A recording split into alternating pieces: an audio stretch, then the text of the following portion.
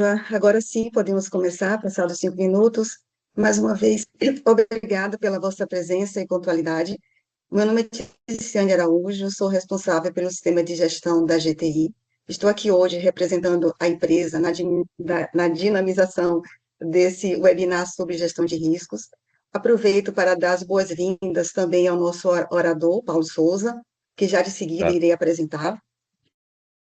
Aproveito para deixar aqui algumas notas rápidas. A primeira é que este webinar está a ser gravado e será partilhado posteriormente por e-mail.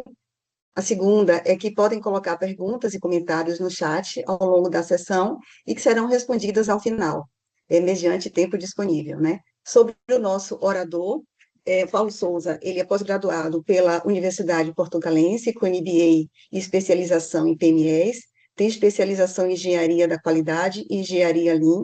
Ele é formado em Sistemas Integrados de Gestão nos referenciais ISO, é auditor interno, tem 15 anos de experiência na gestão de sistemas integrados em infraestruturas críticas, exerce funções como assessor da administração pública, além de ser formador na GTI. Ele tem também 25 anos de experiência como jornalista profissional e foi diretor em diversas rádios locais. Desejo a todos, então, um ótimo webinar, sem prolongar mais. Passo, então, a palavra ao nosso orador. Muito obrigado, Ticiane, pelas tuas palavras e pelas boas-vindas a este webinar. Cumprimento todos os que nos estão a ouvir neste momento e bem-vindos a este mundo fantástico do risco e ao mesmo tempo tão perturbador para o tempo que estamos a viver.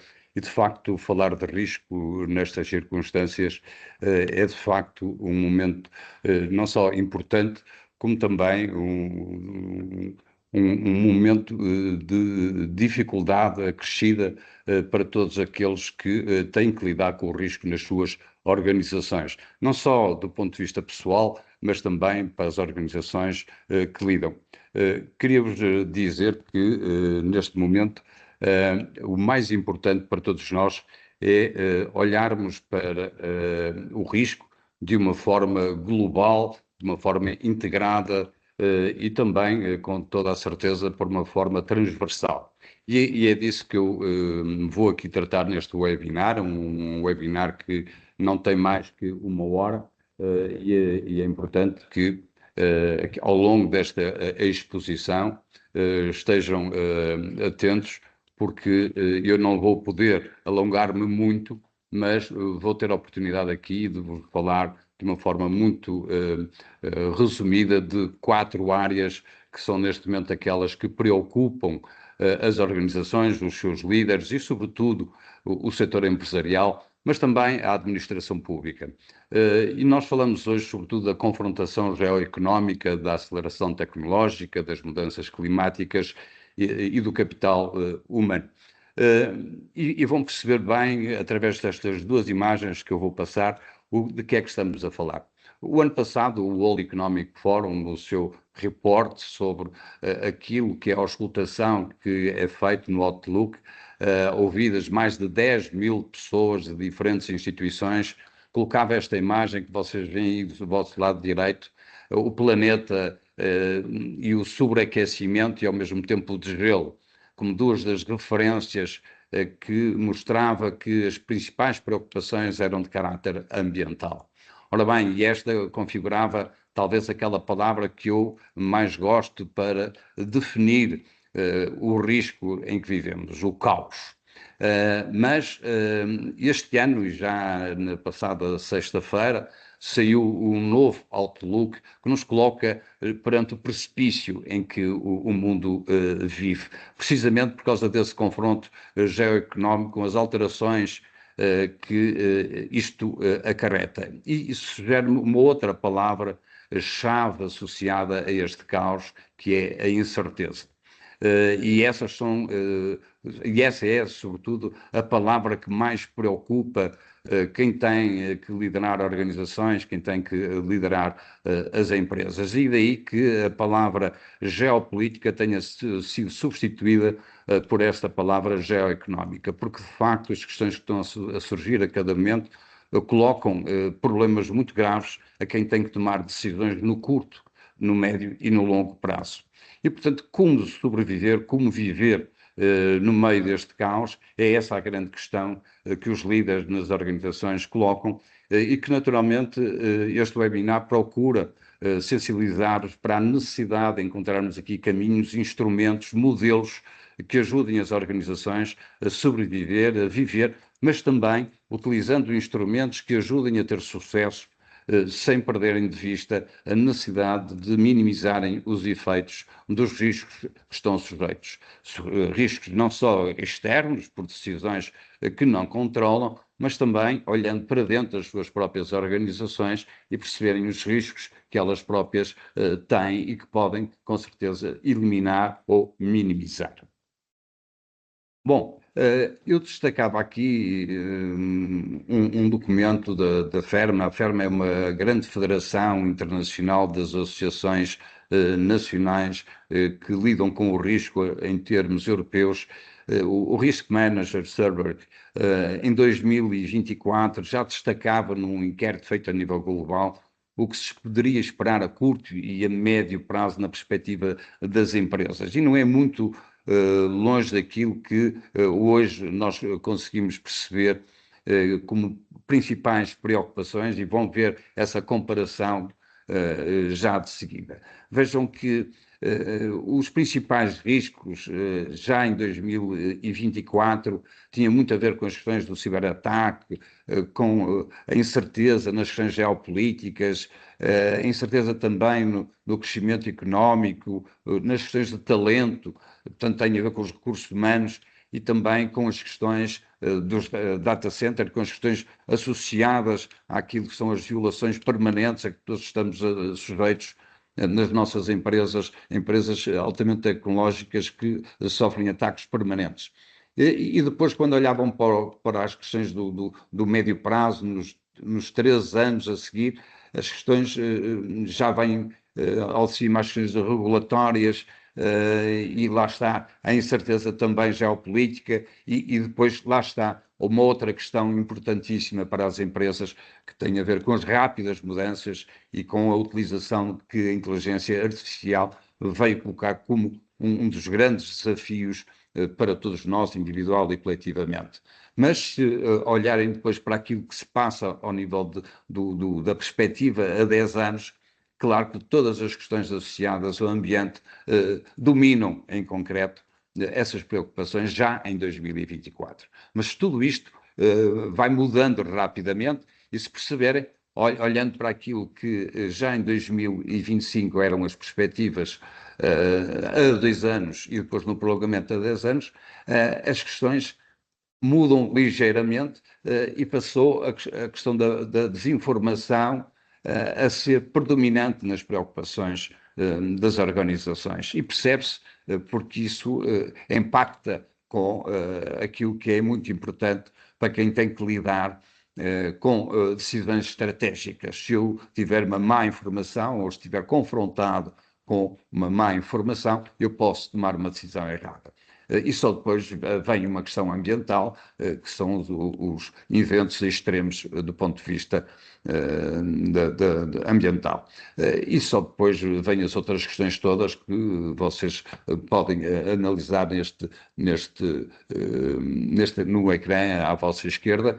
E reparem que depois, há 10 anos, todas as 4 questões fundamentais, são todas elas de caráter natural, o tempo extremo, esta necessidade crítica de alterações constantes, em que não se percebe muito bem com o que isso depois até acarreta do ponto de vista económico e financeiro, as questões da biodiversidade, e depois até, de facto, com os problemas dos recursos naturais que se vão esgotando. Neste World Economic Forum, o último que saiu, que foi na passada sexta-feira, as questões da geopolítica, como vos disse logo desde o início, mudaram. E mudaram porque, ouvidas as entidades todas, cerca de 13 mil, se não estou em erro, já foi a questão da confrontação geoeconómica que passou a dominar as preocupações. E, portanto, isto só vem mostrar uma coisa: é a volatilidade com que esta abordagem ao risco nos confronta. E, portanto, temos de ter aqui a preocupação de não dar como certa qualquer perspectiva que um estudo desta natureza e desta grandeza, quando vos disse que são 13 mil, são mesmo 13 mil entidades e pessoas que foram ouvidas, portanto é um estudo muito completo, e vejam como deixou de ser a questão geopolítica para ser a questão geoeconómica, a confrontação que está neste momento no topo das preocupações. E depois já vem a questão da desinformação como importante. E só em quarto lugar é que vem a questão dos eventos extremos e que de facto acarretam também aqui uma preocupação, não deixa de ser uma preocupação. E nos 10 anos, portanto, a longo prazo, aparecem apenas 3 preocupações do ponto de vista ambiental. Isto mostra bem, de facto, que esta volatilidade é uma das características daquilo que eu falo, que é o caos. Caos, incerteza, e isso leva-nos a uma outra questão que é muito importante para quem tem que lidar com o risco nas suas organizações. É que nós não podemos olhar para o risco apenas de uma forma afunilada e preocupada apenas com as questões financeiras, com as questões dos investimentos, mas termos aqui uma preocupação e uma visão transversal. Aquilo que é um palavrão, mas que é muito importante, que vão assimilando esta palavra, que é a taxonomia do risco, isto é, termos uma visão integrada, porque o risco não é apenas de caráter financeiro, o risco não é apenas de caráter económico, e ele atinge as organizações nas suas mais áreas e variáveis. E, portanto, é muito importante que cada um de nós perceba que o risco ele é global em todas as áreas, não é? Cada um de nós transporta também em si um conjunto de áreas e de características, características que também elas são e podem ser um risco individual, mas um risco também para as organizações. Eu lanço um desafio para poderem fazer essa análise individual e verem quais são os vossos pontos fracos, os vossos pontos fortes, e verem também quais são as vossas ameaças, não é? A vocês próprios e às organizações onde trabalham, e também as oportunidades que podem contribuir para a melhoria do vosso desempenho e para a melhoria do vosso desempenho, sobretudo nas organizações onde trabalho. Vejam aqui uma outra imagem que é muito sugestiva e esta é uma imagem das Nações Unidas que saiu há muito pouco tempo, embora se reporte a um trabalho desenvolvido há cerca de 2 anos, em que de facto a grande preocupação que as Nações Unidas colocam nas questões ambientais, sendo que aqui, como veem, tem aqui uma oportunidade para olharem para um conjunto enorme de áreas onde as Nações Unidas se preocupam substancialmente com as questões não só ambientais, mas também com as questões da desinformação e da importância que tem para o mundo em particular, mas sobretudo para as organizações e para cada país em particular. As questões do ambiente, as questões tecnológicas, económicas, políticas e sociais estão aqui bem explanadas numa imagem que me parece extremamente sugestiva. Eu trago aqui estas imagens porque elas ajudam-nos a compreender melhor daquilo que aqui estamos a falar. Este também é uma outra imagem, neste caso do European Climate Risk Assessment, que também vos ajuda a perceber a interação, aquilo que eu vos falava um bocadinho da taxonomia, mas aqui como é que todas estas áreas se interligam e se interagem de uma maneira integrada e, portanto, não podemos ver nem olhar para o risco de uma forma individual. Muitas vezes nós sabemos, e eu compreendo muitas vezes que os empresários, os administradores das organizações tendem a olhar e preocupam-se muito com aquilo que são os seus investimentos, com aquilo que são as suas perspectivas na relação, nas questões financeiras, e muitas vezes não têm em linha de conta todos os outros problemas que impactam muitas vezes com essas suas preocupações, que são legítimas, mas que, se não tiverem esta visão geral e global, podem, de facto, muitas vezes trazerem problemas acrescidos.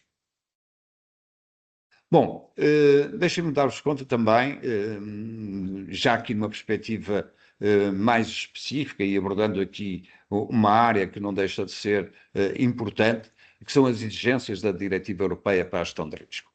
Pensem neste Decreto-Lei 22, que foi publicado aqui em Portugal para as entidades críticas.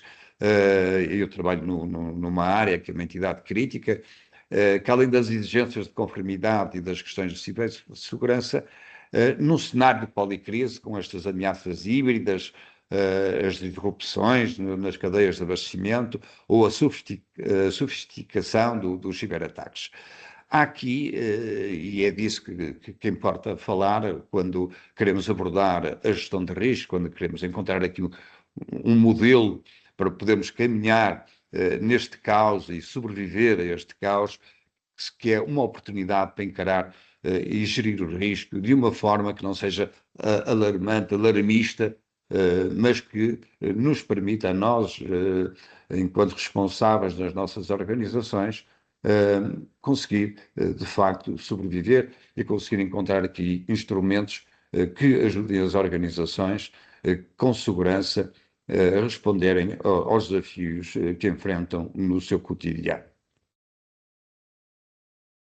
Bom, a primeira conclusão a tirar é esta necessidade de nós adotarmos estas estruturas de gestão mais integradas e, portanto, unificadas, com duas ideias fundamentais. Uma, que é a perspectiva estratégica, e a outra, o desenvolvimento de uma cultura de risco organizacional. Bom, esta primeira abordagem, e vocês têm a oportunidade de poder ler aquilo que está, que é fazermos o trabalho de casa, não é? É muito importante que, nesta aceleração contínua em que nós vivemos, possamos ter tempo para estudar as causas e os efeitos para as nossas organizações e para nós próprios, relativamente àquilo que se está a passar à nossa volta, àquilo que se passa dentro das nossas próprias organizações e construir a tal resiliência organizacional e de valor a longo prazo. Mas isto só se faz, de facto, se tivermos essa capacidade de desenvolver com os nossos recursos uma cultura de risco organizacional. É isto que muitas vezes gera mais valor nas empresas, é isto que nos permite gerir as situações de risco e dar a resposta adequada a cada momento. Perdão. Isso envolve não só reconhecer os riscos, mas também desenvolver uma estratégia que permita a tal mitigação, minimizar e ser capaz de aceitar aquilo que são os pontos fracos que a cada momento podem ocorrer e que ocorrem e que existem dentro das nossas organizações e que existem em cada um de nós. Se não formos capazes de desenvolver esta cultura de risco organizacional, naturalmente este risco vai ser maior e, naturalmente, vai criar problemas mais graves às organizações e, naturalmente, a cada um de nós e às nossas responsabilidades individuais. Perdão. Bom, para que isto seja capaz de ter algum efeito, importa também aqui olharmos, eu falei nisto logo no início, este conceito de incerteza, esta ideia, esta palavra-chave que nos acompanha desde algum tempo, é muito importante que olhemos para uma coisa que é fundamental e é uma característica, infelizmente, nos últimos tempos. É que nós vivemos num mundo disruptivo, em que aquela ideia que nós tínhamos de conseguirmos planear a médio e longo prazo deixou de ser possível. E, portanto, nós temos de ter aqui uma abordagem que não é episódica, portanto, ela deixou de ter aqui, isso acontece ciclicamente. Não, não é. ela agora é sistémica, ela acontece, e, portanto, nós temos que estar preparados para, a cada momento, a responder à evolução de crises contínuas, venham elas de onde vierem. E, portanto, esta disrupção, que é uma palavra que eu gosto muito de usar e que muitos dos meus colegas nesta área da gestão de risco também usam, é que a disrupção é exatamente isso. Ela acontece, é como um vulcão. Muitas vezes não se anuncia e quando anuncia, muito pouco nós podemos fazer para conseguir responder aos seus efeitos. Mas quando temos consciência exatamente que ela é sistémica, significa que nós podemos nos preparar com tempo para dar uma resposta adequada àquilo que são os seus efeitos e que normalmente são catastróficos, como todos sabemos, nesta imagem que vos transmiti apenas do vulcão, porque de facto quando ele acontece e quando há populações à volta, nós sabemos bem os seus efeitos. Bom, eu não vou perder muito tempo nesta exposição que nos permite perceber um bocadinho que estas questões de risco não são de agora. Mas, de qualquer maneira, eu não podia deixar de trazer aqui estes 2 ou 3 slides, porque esta análise sobre o risco, estes problemas sobre as questões da incerteza, é algo sobre que muitos estudiosos já abordavam no início do século passado. E este senhor, o Frank Knight, que é o primeiro que eu trago aqui, já abordava esta questão da distinção entre o risco, as questões das probabilidades e as questões da incerteza.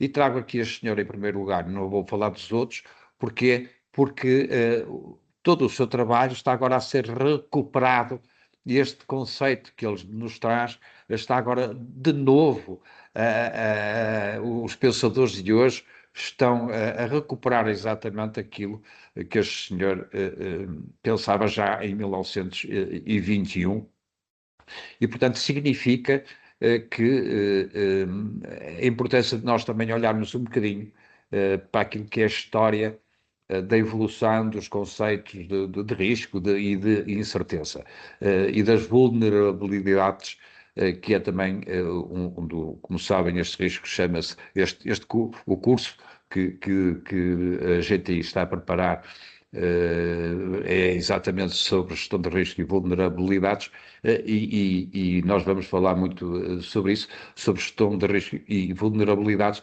e ele fala muito também já sobre as questões das vulnerabilidades, e é muito importante nós percebermos que muitas vezes isto não é só a história, não é? E os pensadores de hoje foram buscar novamente este senhor, o Frank Knight, e o seu pensamento para abordarem hoje e tentarem perceber aquilo que está a acontecer em torno do risco e como é que nós devemos responder, ou como é que devemos responder para termos, com certeza, um controle maior sobre o risco que enfrentamos. E, portanto, há aqui abordagens contemporâneas que nos ajudam a perceber esta necessidade, e aqui está esta referência à retoma recente da teoria de Knight para lidar com este mundo volátil, não é? Em que dou aqui 3 exemplos, que é a questão da pandemia, a questão das alterações climáticas e a questão da inteligência artificial e como lidar com isto tudo ao mesmo tempo. E, portanto, vão perceber, se tiverem a oportunidade, ele vai estar, como disse a Tessiane, ele vai estar disponível, portanto, julgo eu, este webinar, portanto as pessoas vão ter a oportunidade depois de poderem, digamos, fazer aqui um reward e poderem ler isto atentamente, e eu queria precisamente não me deter muito nisto para termos a oportunidade depois de falar com as pessoas e responder a algumas das questões. Bom, o que importava aqui era também, indo concreto a questões que para vocês também são importantes, era percebermos aqui as diferenças entre risco e incerteza, que foi isso que eu também abordei já desde o início. E, portanto, dou aqui alguns exemplos para termos um bocadinho uma imagem mais concreta através dos exemplos. Quando falamos como critério das probabilidades do risco, o que é conhecido, o que é quantificável, e quando olhamos para as questões da incerteza, que são normalmente desconhecidas ou incalculáveis, eu dou aqui os exemplos dos riscos, não é? Que têm a ver com as questões do seguro do carro, da bolsa de valores, não é? Ou das questões da incerteza que nos atingiu, infelizmente, com a pandemia, ou com as questões das crises políticas. Que decisões é que nós tomamos?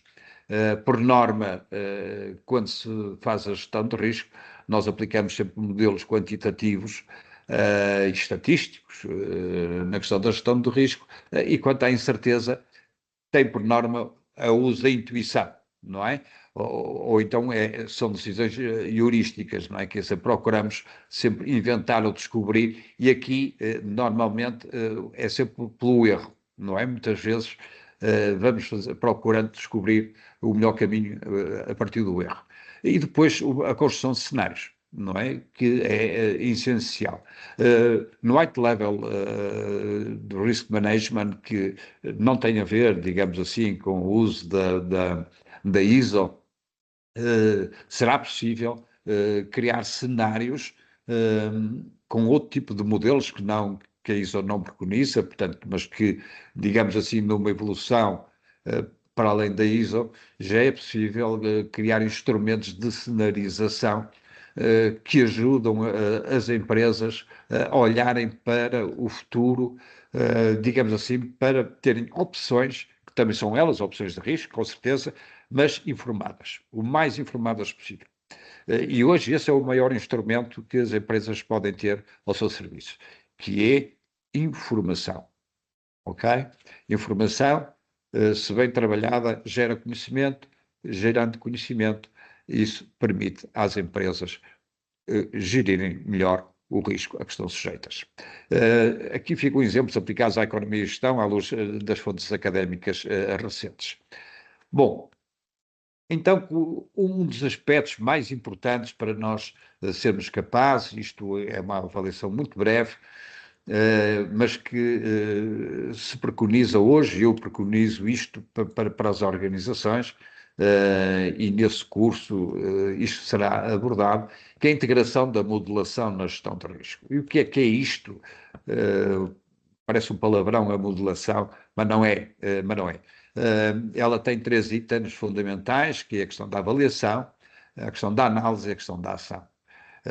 Sem avaliar, nós não conseguimos analisar, e sem estes 2 parâmetros nós não conseguimos passar à ação. E, portanto, isto faz de uma forma muito simples.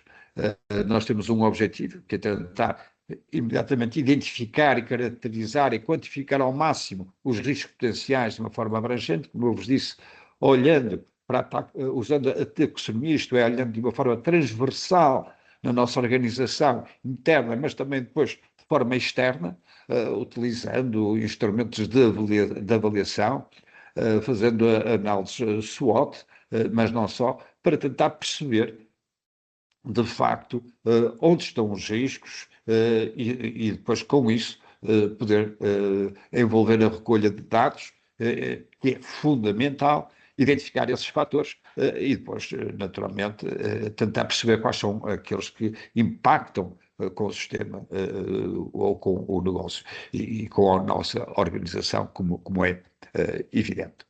Bom, esta análise que decorre daqui é tentar compreender esta natureza e qual é a probabilidade da nossa organização correr um risco maior que aquele que todos nós corremos no dia a dia, não é? E, portanto, há um risco que é o risco chamado aceitável, mas há, pois, aquele risco que é o improvável e que, naturalmente, desta análise vai decorrer esta avaliação que tem de ser feita. E, portanto, aplicar modelos matemáticos, estatísticos ou computacionais é uma forma de avaliar a exposição ao risco, porque nos permite estimar perdas, permite-nos criar cenários de impacto e fazer a tal correlação entre riscos, como eu há pouco vos mostrei naquela imagem inicial. Passar à ação. Perdão.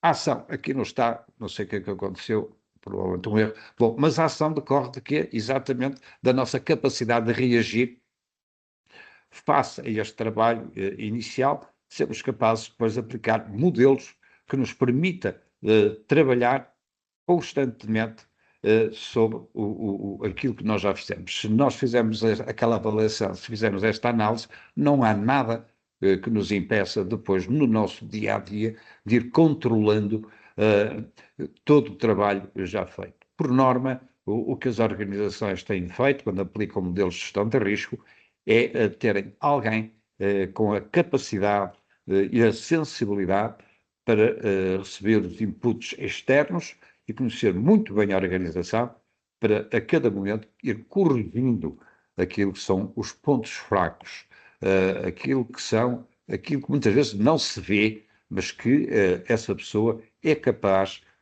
pela sua sensibilidade, de detectar e corrigir antes que isso se transforme num problema. E em muitas empresas que eu conheço, muitas vezes isto é descurado. E quando o problema se desenvolve, quando o problema acaba por ganhar raízes, já é muito tarde, muitas vezes, para conseguir minimizar os seus efeitos, que atingem por vezes aquilo que é uma das preocupações dos administradores, dos gestores, dos investidores, que tem a ver com as questões financeiras, com as questões dos seus investimentos, que sofrem perdas e que muitas vezes procura da razão de ser é sempre externa e muitas vezes é interna que está, digamos, a raiz do problema, e é por isso que é muito importante esta figura do gestor interno do risco, com esta capacidade, esta sensibilidade, para ir percebendo quais são quais são as causas internas que podem ajudar que isto aconteça. Bom, e aqui entra, digamos assim, um instrumento poderosíssimo, baseado na ISO 31000-2018, que é uma norma internacional, que estabelece princípios e diretrizes. Não é o único instrumento, mas é um instrumento fundamental para a gestão de riscos em qualquer tipo de organização. Portanto, ela adapta-se, tem essa capacidade para se adaptar a todo tipo de organizações, sejam elas públicas ou privadas, sejam elas do caráter social, estamos a falar de empresas, e na administração pública, seja ela local, regional ou administração central. E porquê falarmos da ISO 31000? Porque ela é capaz de promover esta capacidade de prevenirmos, e embora ela não fale a ISO, nós hoje, mais do que prevenirmos, nós temos que ter essa capacidade de sermos preditivos. Aqui não diz, aqui não está, mas deixem-me falar de que nós, hoje, decorrendo da experiência que cada um de nós tem nas organizações, nós podemos precisamente, porque temos esta experiência, termos uma cultura preditiva, que decorre exatamente da experiência. Quando promovemos uma cultura de prevenção, nós sabemos, isso é importante, a cultura de prevenção, sobretudo até nos aspectos de manutenção, quando temos maquinarias, quando temos problemas com as questões de estado, de higiene e segurança, mas a prevenção normalmente decorre da ausência da experiência e normalmente nós fazemos sabendo que temos que o fazer, mas nunca sabemos quando é que ocorre o problema. Prevenimos para evitar que ocorra a situação, mas não temos o domínio total da informação. Quando ocorre uma cultura preditiva, isso já é diferente. E, portanto, importa também aqui que este instrumento preditivo passe também a fazer parte da linguagem e da cultura das organizações. De qualquer maneira, esta cultura de prevenção e de resiliência reduz esta probabilidade e, naturalmente, o impacto de eventos negativos internos nas organizações. E depois, aquilo que eu também aqui já foquei, a questão de tomarmos decisões baseadas em informações sólidas e análise de riscos. Dava aqui uma nota.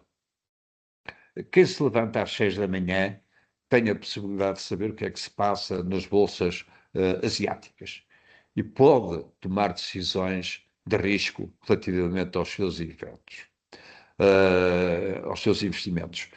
Mas se só levantar às 8 da manhã ou às 9, corre o risco de, quando chegar ao mercado para tomar decisões baseadas na informação que é, entretanto, publicada, já chegar tarde. E, portanto, isto é uma oportunidade, é uma questão de oportunidade e também, muitas vezes, de receber informação que, entretanto, já foi trabalhada. Eu, como me levanto às 6 da manhã, posso olhar para o que se passa nos mercados asiáticos e, quando abro a bolsa em Lisboa, saber se devo ou não devo apostar e em que setores é que devo apostar, se está a haver algum problema grave que me faça vender ou que me faça comprar. Isto é um exemplo de como é que eu posso gerir o investimento. Ok? Bom, a ISO permite também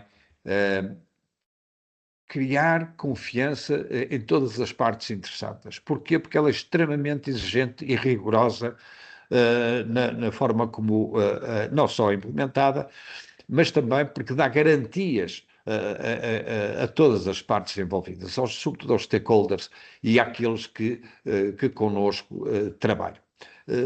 Tal e qual como acontece com a ISO 9001, que agora vai sofrer uma alteração, já falarei sobre isso, mas a ISO 9001, ligada à questão da qualidade, ela é hoje uma exigência para se fazer um negócio, para se fazer um contrato com a administração pública, e a ISO 31000 também, começa a ser também importantíssima, porque dá garantias não só aos investidores, como aos cidadãos e aos próprios reguladores, de que há aqui uma organização que tem esta capacidade de estar preocupada com todos os aspectos da organização e, portanto, consolidada, bem articulada e com capacidade de resposta para, a qualquer momento, numa situação difícil, ela ser capaz de navegar no caos.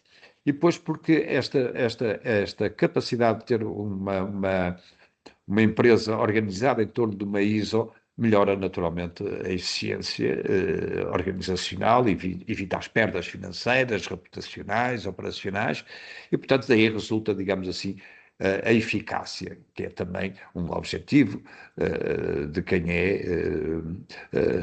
ou gera uma empresa, e isso é fundamental. E depois esta necessidade da conformidade com os requisitos legais, regulatórios, normativos, que já existe nas outras ISO, é também um sinal de confiança e que é também muito importante para quem trabalha internamente nas organizações, porque permite que a organização melhore a sua capacidade de resposta às exigências internas e externas que se colocam cada vez num mundo mais competitivo. Bom, disto da proteção, de maximizarmos este valor para os acionistas e as partes interessadas, não só é a ISO 31000, todas as normas do universo da ISO colocam esta questão. Eu daria que daquilo que aqui vos trouxe, chamaria a atenção para a necessidade de 3 vetores fundamentais quando se aplica uma norma como a ISO. Nós conseguimos, sobretudo, tal como com a ISO 9001, fazer 3 coisas. Conseguimos otimizar os nossos recursos. Porque quando avaliamos o risco nas empresas, também avaliamos aquilo que são custos desnecessários.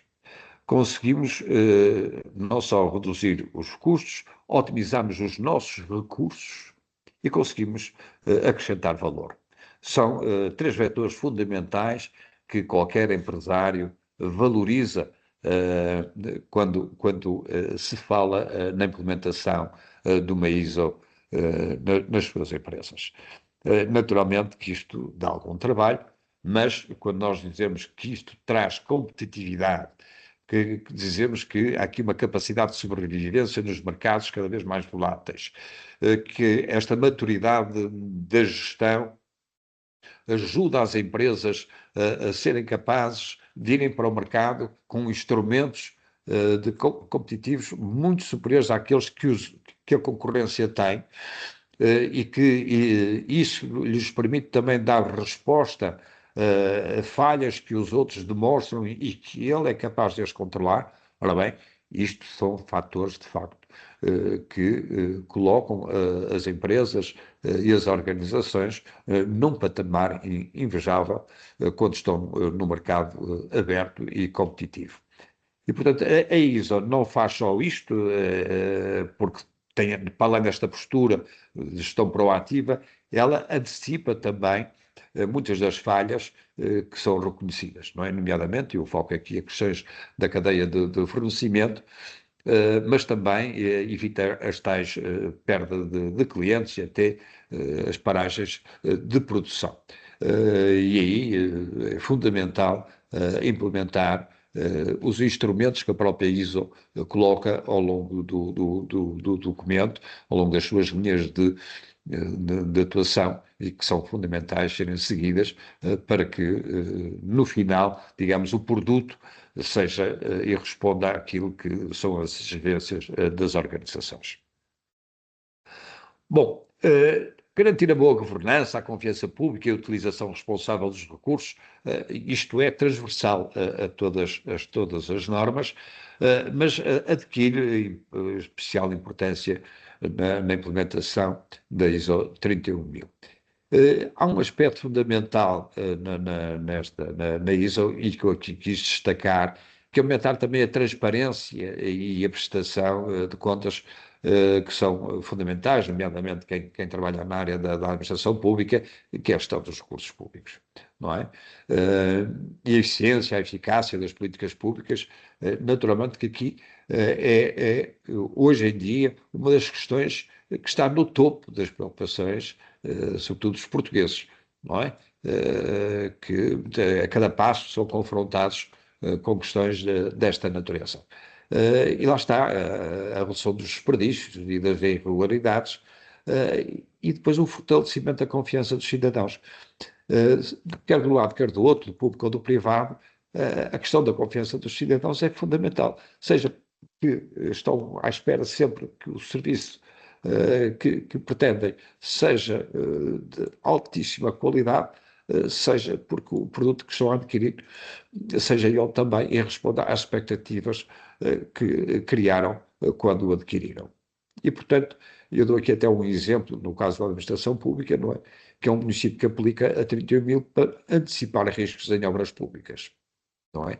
Portanto, e isto é possível quando é bem aplicada a ISO 31000, não é? E, portanto, lá está o facto de nós conseguirmos e formos capazes, de uma forma transversal, de uma organização, de uma administração pública, seja ela uma Câmara Municipal, seja ela na administração regional ou central, isto depois tem implicações na questão dos atrasos, dos custos, das falhas contratuais.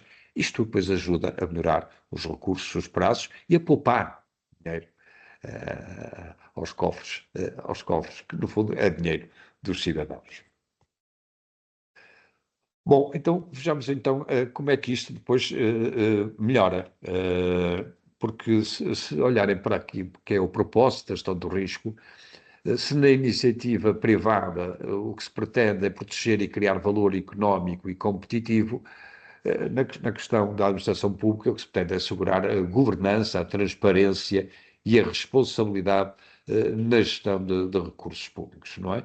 E depois, naturalmente, temos aqui os benefícios principais, de que eu aqui também já falei, que não queria estar-me aqui a repetir, mas naturalmente as vantagens e as questões da sustentabilidade, as questões da confiança, tudo isso são, digamos assim, motivos acrescidos para se apostar na ISO 31000. Bom, eu falaria aqui em resumo sobre as atualizações que são previstas, e porque falei já aqui da ISO 9001 2018, para falarmos aqui o que se perspectiva que vai acontecer em setembro com a ISO 9001, dado que é perspectiva-se, de acordo com as últimas informações a que tive acesso, que ela seja publicada em setembro de 2026, deste ano, e que tenha depois aqui um período de carência até 2029.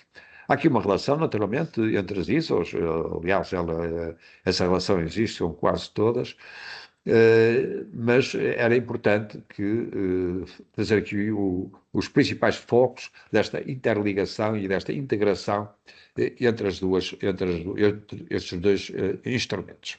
Sobretudo ao nível dos sistemas digitais inteligentes, portanto, a questão da integração da inteligência artificial, isso era fundamental, assim como a questão da análise dos dados, a automação, como vão ser impulsionadores da excelência. Hoje, muitas das organizações já estão a introduzir a inteligência artificial e a questão da análise de dados e automação. A empresa onde eu trabalho já o está a fazer e, como a minha empresa, todas as empresas, de uma forma geral, já de média dimensão e de grande dimensão, estão a fazê-lo. E, portanto, será mais fácil, digamos assim, a adaptação.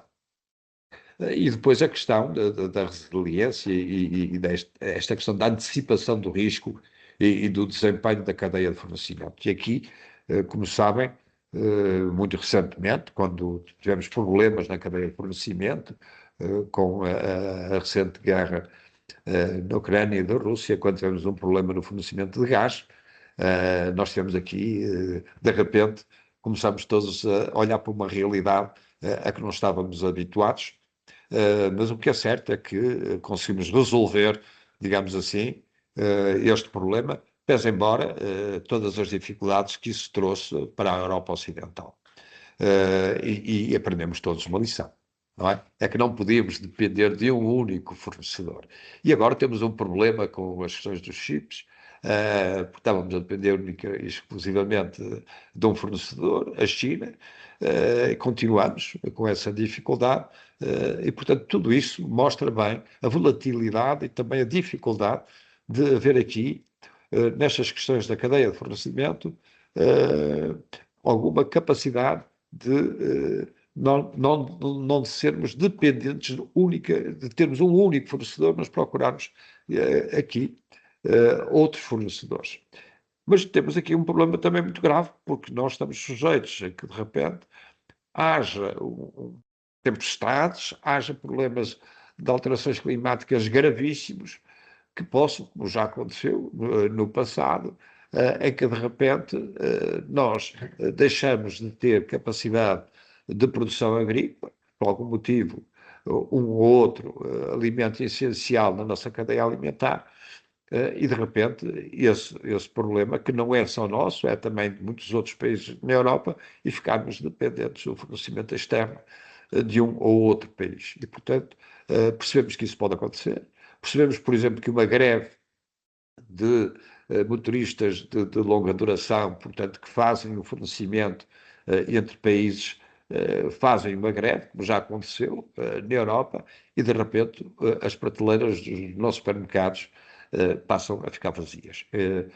Ou, por exemplo, como aconteceu connosco, aqui em Portugal muito recentemente, temos os pipelines que fornecem, digamos assim, a gasolina e o gasóleo, por motivo de uma greve, de repente fazerem com que as bombas de gasolina deixem de poder fornecer o gasóleo e a gasolina e os nossos carros ficarem parados em casa.